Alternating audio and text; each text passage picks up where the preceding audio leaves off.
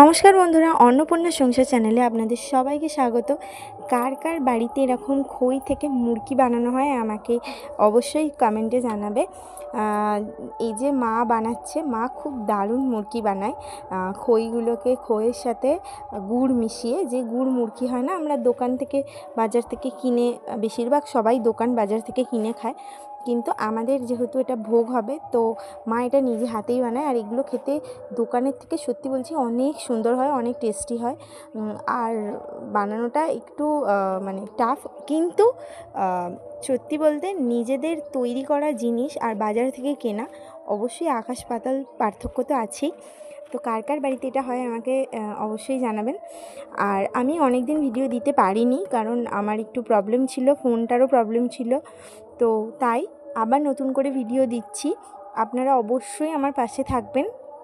আমি আশা করব আপনারা ঠিক যেভাবে আমাকে সাপোর্ট করেন এরকমভাবেই সাপোর্ট করবেন। চলুন, টাটা।